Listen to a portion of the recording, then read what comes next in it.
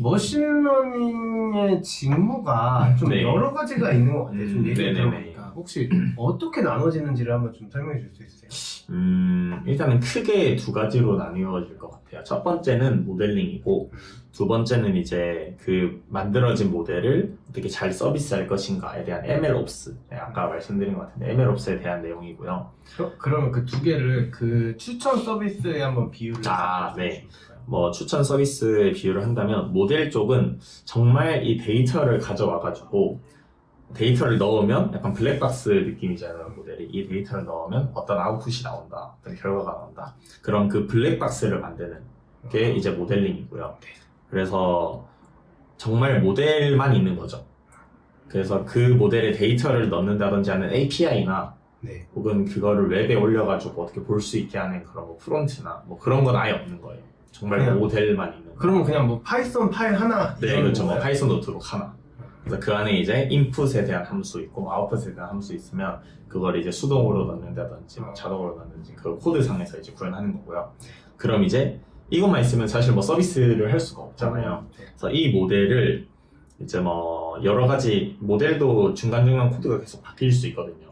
이 부분 이렇게 튜닝하면 좀 더 잘 나올 것 같은데 그러면 이제 버전이 여러 개가 생기잖아요. 그럼 버전 관리를 해준다든지 이미 만들어진 최신 버전을 약간 어떤 API 서버가 뭐 특정 서버랑 연동시켜가지고 그 서버로 HTTP 리퀘스트를 쏘면은 그걸 모델에 넣어가지고 결과를 받아서 리스폰스로 준다든지 이런 게 이제 MLOps의 느낌인 거죠. 단순히 모델을 제작하는 게 아니라 제작된 모델을 그 특정 서비스나 플랫폼이랑 엮어가지고 외부 사용자가 더 잘 사용할 수 있게 해주는 그게 MLOps고 네네. 아까 그 블랙박스처럼 그 모델을 만드는 모델링 이렇게 두 가지는 아니다. 크게 두 가지로 나뉘다고 볼 수 있을 것 같아요. 그럼 MLOps를 하시면서 이 고충이 있으실 것 같아요. 그 모델러 분들이 이거는 좀 해줘라. 그러면 우리도 좀 이렇게 서로서로 좋지 않을까? 좀 이런 것들. 사실 좀 예민한 문제일 수도 있을 것 같은데요. 저희 이제 약간 모델러 분들 중에 통계 쪽 하시는 분들이 많아요. 그러니까 코딩을 전문적으로 하시는 분들이 아닌 거죠. 그래서 코드를 좀 비효율적으로 짠다든지 혹은 변수명을 이렇게 하면 안 되는데 뭐 그런 그런 게 있을 때가 있어요. 네, 그런 것도 그런 거지만 그거는 사실 그 코드 내에서의 내용이라서 솔직히 좀 괜찮은 편인 것 같아요. 근데 이제 결국엔 MLOps 팀과 모델러 팀에 이렇게 협업을 해야 되잖아요. 그쵸. 그러면 그 모델러 분들에게 이게 왜 필요한지를 이런 MLOps 과정이 왜 필요한지 혹은 어떻게 이걸 개발해야 되는지 설득하거나 설명해야 되는 경우가 있어요. 저 이해를 잘 못하겠어요. 예를 들어서 특정 모델이 이미 만들어져 있고 그 모델에 대한 API 서버를 만들려고 해요. 그렇죠. 네, 모델러 분들이 원하는 건 이 API 서버에서 뭐 아웃풋을 뭐 X 같은 느낌으로, 그러니까 예를 들어서 X라는 타입이 있다고 쳤을 때 그 타입으로 내보내고 싶어요. 근데 이게 구현상 안 되는 거예요. X 타입이 아니라 Y 타입으로밖에 못 나간다. 뭐 이렇게 말씀을 드리면은 모델러 분들은 그냥 이렇게 해서 보내주면 안 되냐. 약간 그런 식으로 받아들일 때가 있거든요. 그러면 이제 좀 충돌이 있는 거죠. MLOps 관점에서는 지금 코드 관점에서는 이렇게 지금 보낼 수 없기 때문에 모델 쪽에서 오히려 수정을 해줘야 된다. 여기서 그걸 수정할 수 없다. 막 그런 식으로 한다든지 그런 게 좀 있는 경우는 있어요.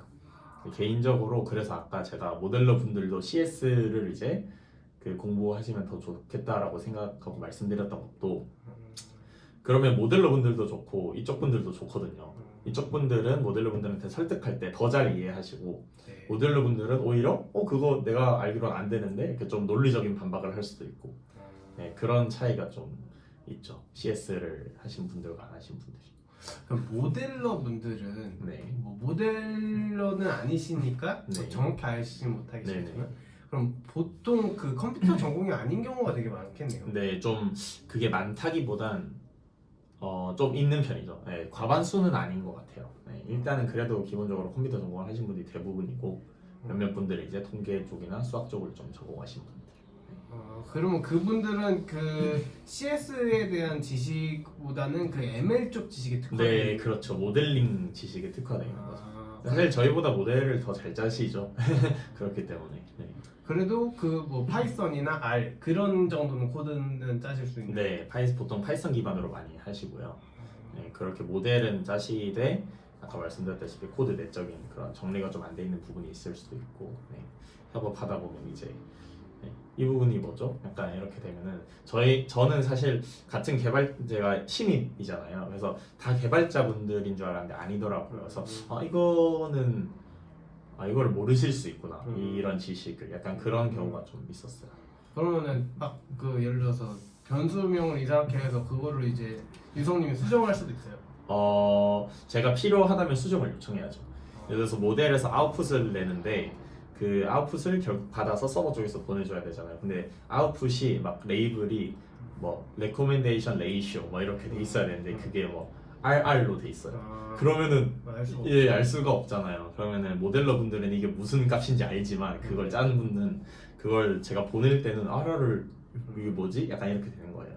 그러면은 이거를 또 그 내보내는 API 서버 쪽에서 수정을 하려 그러면은 모든 RR이 다 이걸 의미하는 건가?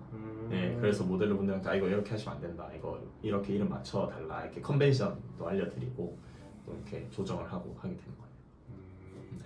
그러면 MLOps랑 그 서버 사이드랑 되게 비슷한 점이 많은 것 같아요. 네, 그래서 DevOps라고 하잖아요. 네. 원래 그 전체적인 개발 흐름에 대한 오프스 과정을. 그래서 거기서 아마 나온 명칭이 아닐까 제가 알고 있는데, MLOps라는 게 단순히 이제 서버 사이드도 서버만 딱 연다고 되는 게 아니잖아요. 그 서버를 만약에 코드 업데이트가 있으면은 좀 자동화해서 서버가 꺼지지 않게 유지하면서 업데이트를 한다든지 뭐 그런 방법이 있을 수 있는데, 그게 DevOps면 MLOps는 그 서버 혹은 이제 그 어플리케이션 얘를 이제 모델로 약간 치환한 느낌인 거죠. 이 모델이 업데이트 됐을 때 혹은 모델이 바뀌었을 때, 또 아니면 모델이 새로 추가됐을 때 어떻게 더 스무스하게 이렇게 업데이트를 진행할 것인가, 코드나 그런 변경이 이루어졌을 때 서비스는 어떻게 멈추지 않고 이렇게 유지를 시키면서 업데이트를 할 것인가, 그런 내용에 대해서 얘기를 하면은 좀 비슷하다고 볼 수 있겠네요. DevOps랑 MLOps랑.